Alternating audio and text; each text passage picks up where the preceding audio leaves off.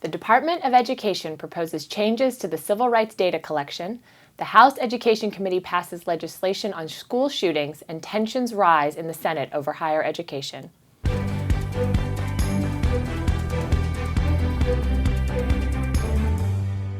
Hi, I'm Lindsay Dworkin, and I'm joined by Ann Heislip.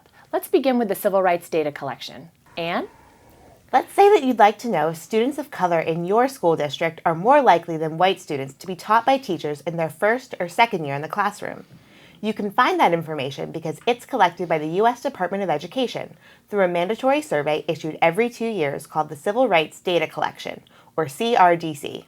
But if Secretary of Education Betsy DeVos has her way, we'd no longer know the answer to this and other questions about disparities in educational opportunities because the department is planning to eliminate them from the CRDC.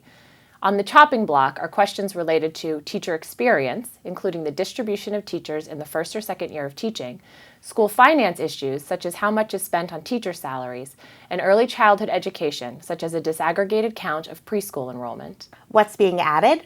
Several questions related to sexual assault, bullying on the basis of religion, and participation in advanced coursework by students with disabilities. These changes have only been proposed. They are not final yet. You can review the department's proposal by visiting the web pages below and submit your comments by November 18th.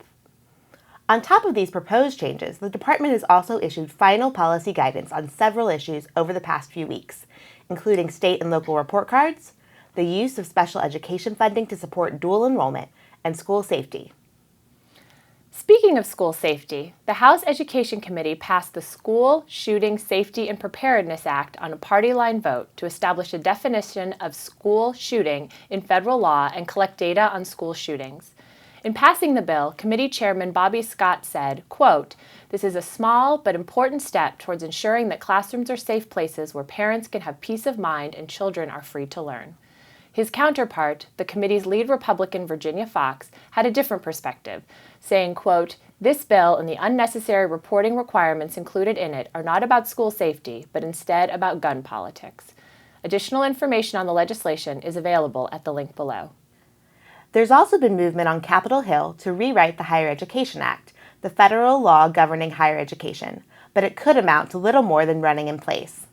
The House of Representatives passed legislation to continue funding for 2 years for historically black colleges and universities and other minority-serving institutions that expired on September 30th.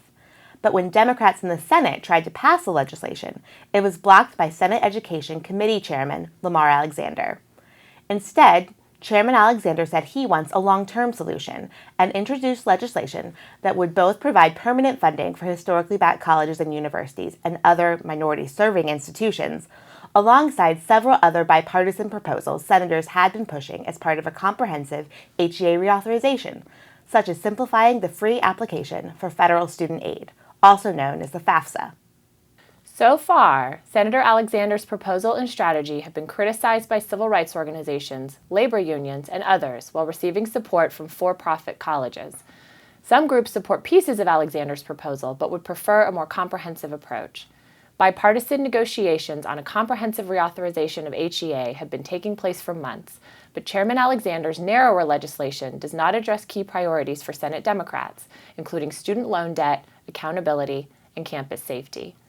For now, the HEA reauthorization process will continue, with the next significant action expected sometime after Congress returns from its 2-week recess in the House, which has yet to release a comprehensive HEA proposal this session.